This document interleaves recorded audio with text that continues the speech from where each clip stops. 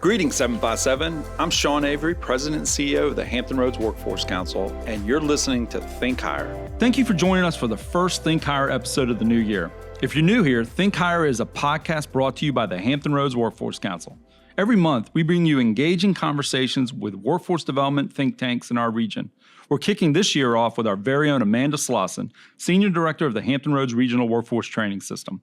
You may remember a little over a year ago, the Workforce Council received an $11 million Good Jobs Challenge grant from the U.S. Economic Development Administration to create the Regional Workforce Training System.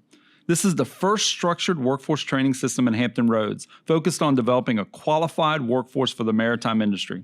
Amanda, thank you for being here today. Thanks, Sean. It's great being here. Tell us more about this groundbreaking initiative that you are overseeing on behalf of the Workforce Council. Absolutely, Sean. Like you said, it's a new initiative here in Hampton Roads. For the first time ever, we have a dedicated maritime workforce. So we've got a team of, I'd hate to say just 17 individuals across Virginia and North Carolina, because it's really a collaborative effort with over 60 of our partner organizations to include industry and community colleges. But we have a dedicated workforce staff who are dispersed across 27 different cities and localities, out there doing the hard work every day, those non-traditional grassroots outreach and recruitment efforts, trying to find individuals and communicate with them about all these career opportunities that are available in the maritime industry. That's great. So, like you said, it's focused on the maritime industry, but what are the real jobs we're talking about in that industry?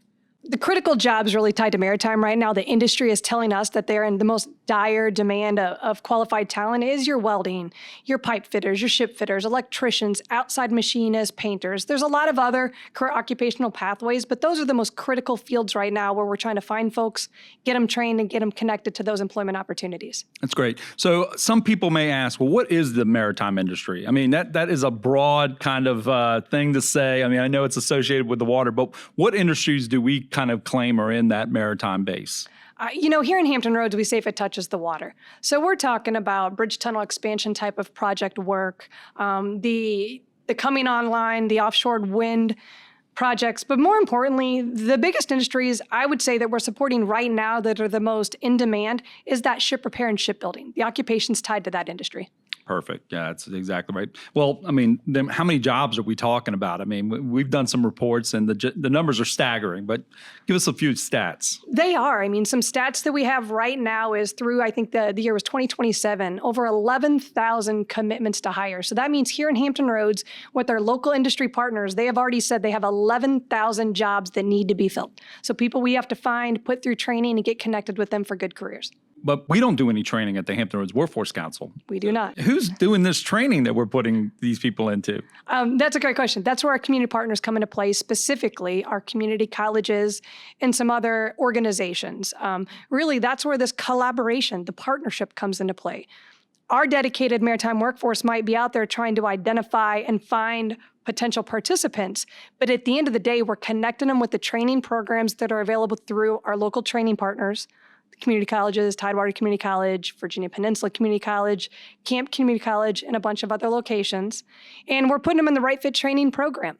If they want to be a welder, they're going to welding program. We have resources available to help put them through that training, get them connected to the jobs. So this isn't just Hampton Roads, though. We've kind of moved beyond our traditional footprint. So if somebody's happened to be listening to this on the Eastern Shore or, our North Carolina neighbors, are we partnering with them as well? Absolutely. We've actually got staff that are going to be positioned up in Eastern Shore, working with Eastern Shore Community College, and we do have our North Carolina partners.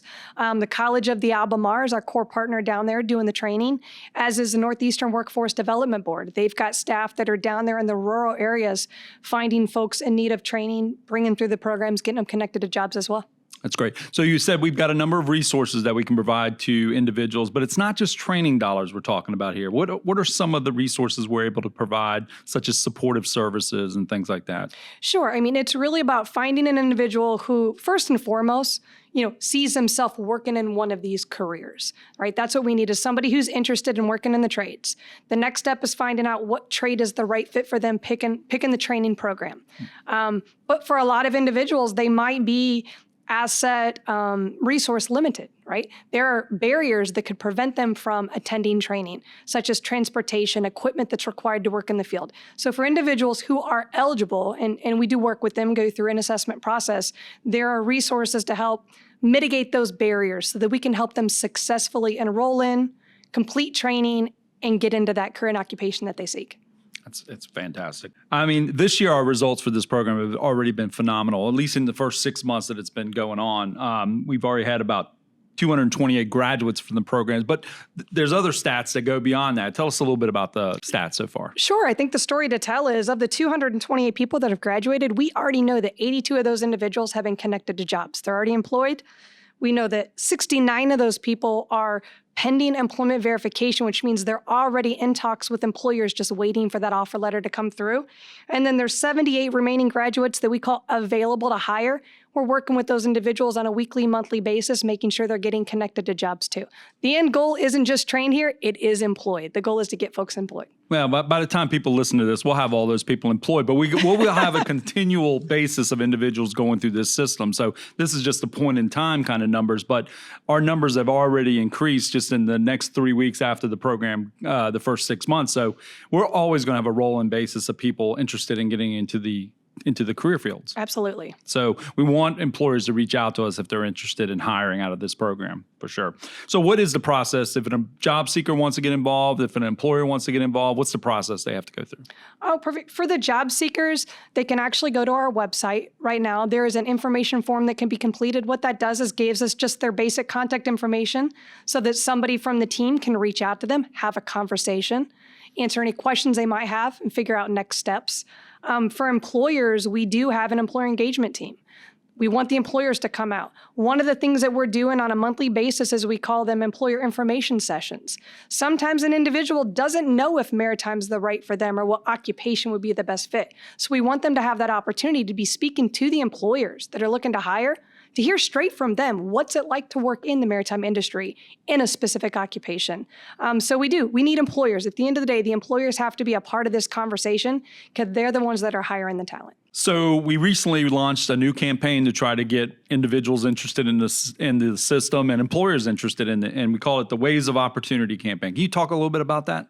Yeah, pretty much. We devised this campaign in collaboration with one of our system partners, the Urban Leagues of Hampton Roads. And we all sat around in a room and said, what is the right message? How are we going to go out in the community and communicate to individual all the different career occupations that are available in the maritime industry? Because people hear maritime and they don't always know what that means. And that's where Waves of Opportunity came into play. We felt like there's waves of options available for them to work in this industry. So it's really just the messaging. It's the messaging to go out and get people excited, let them know that there are career sustainable jobs available that can be in through the regional workforce training system, through the staff that are available. We can answer those questions and help them through the next steps that are necessary, whether that's training or direct connection with our industry partners. That sounds great. So we want people to get involved in the system. We want employers to get involved in the system. I'd be remiss in not saying that we've got a number of funding partners that are really engaged with this. And the biggest one is the United States Navy, which is benefiting from many of the things that we're doing. Can you talk about a few of the projects that we're doing with the Navy? Yeah, I think one of the newest projects that we're doing is going to be a social media and marketing campaign.